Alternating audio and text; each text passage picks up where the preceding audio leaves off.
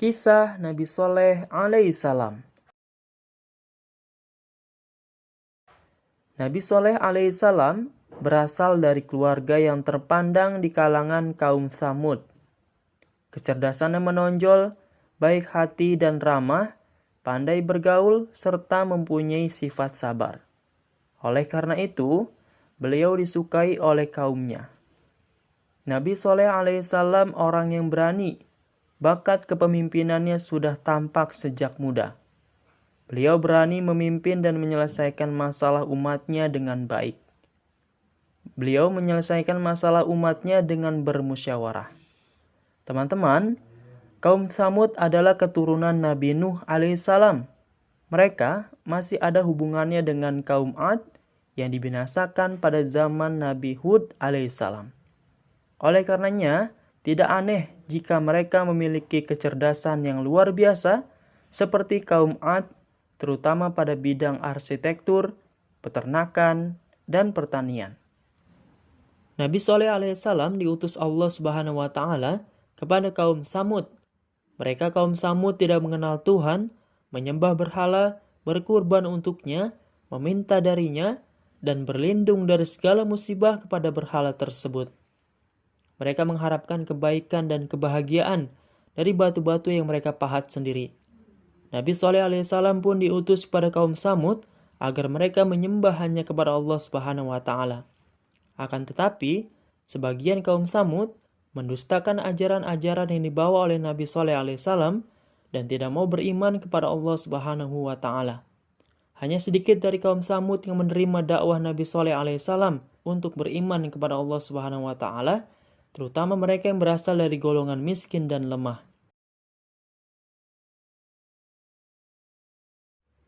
Sementara itu, golongan yang mendustakan Nabi Soleh alaihissalam pun marah. Mereka tidak ingin kaum Tsamud mengikuti dakwah Nabi Soleh alaihissalam. Mereka menginginkan tetap menyembah berhala.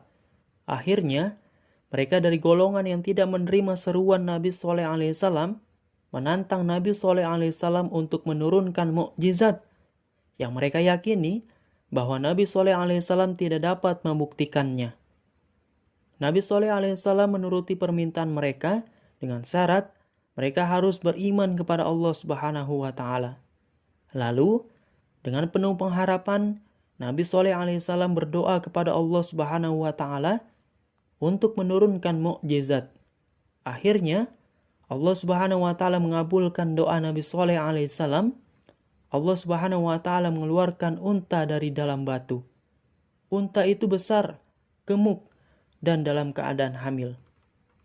Kaum Tsamud pun terkejut akan mukjizat Nabi Soleh alaihissalam. Mereka memang ahli dalam memahat, tapi mereka kagum bahwa unta yang sangat indah itu adalah asli, bukanlah sebuah pahatan. Akan tetapi, mukjizat Nabi Soleh alaihissalam ini tidak menjadikan kaum Tsamud beriman. Mereka tetap berpegang pada sesembahan nenek moyang mereka. Golongan yang mendustakan Nabi Soleh alaihissalam mengadakan pertemuan untuk menghentikan dakwah Nabi Soleh alaihissalam dan mereka sepakat untuk membunuh unta tersebut. Setelah membunuh, mereka berharap kaum Tsamud yang telah beriman kepada Nabi Soleh alaihissalam kembali pada agama nenek moyangnya. Akan tetapi, mereka yang sudah beriman justru bersedih karena tidak bisa meminum susu unta tersebut dan takut azab Allah akan datang. Golongan yang mendustakan Nabi Soleh alaihissalam pun bertemu dengan Nabi Soleh alaihissalam menantang untuk mendatangkan azab yang telah dijanjikan. Nabi Soleh alaihissalam menjelaskan bahwa azab itu akan datang. Kemudian Nabi Soleh alaihissalam beserta kaum Tsamud yang telah beriman pergi untuk menghindari azab yang akan didatangkan oleh Allah Subhanahu wa Ta'ala. Meskipun begitu, Nabi Soleh alaihissalam bersedih karena sebagian kaum Tsamud tidak mau beriman kepada Allah Subhanahu wa Ta'ala.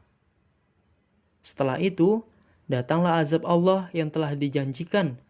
Terdengar suara sangat keras dari langit, petir menyambar, dan gempa bumi yang sangat dahsyat. Akhirnya, kaum Tsamud yang kafir pun mati dengan mengenaskan.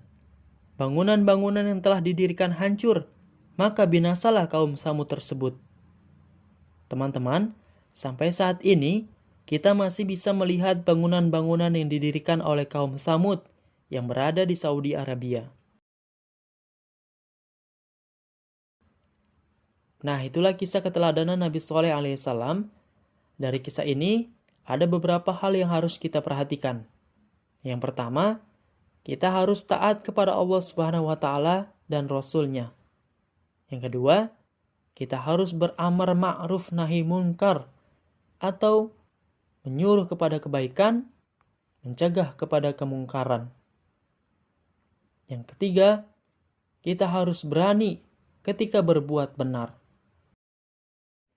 Teman-teman, pelajaran hari ini cukup sampai di sini.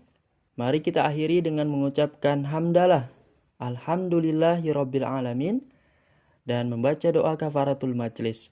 Subhanaka Allahumma wa bihamdika asyhadu an la ilaha illa anta astaghfiruka wa atubu ilaik. Wassalamualaikum warahmatullahi wabarakatuh.